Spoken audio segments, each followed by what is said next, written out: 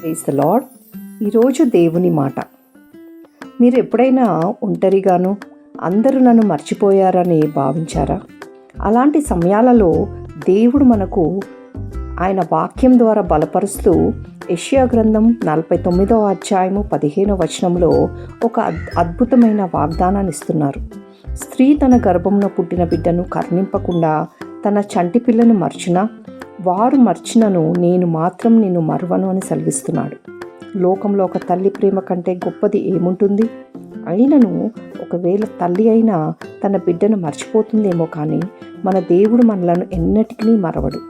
ఎందుకంటే ఆయన తన అరచేతులపైన మనలను చెక్కుకొని ఉన్నాడు.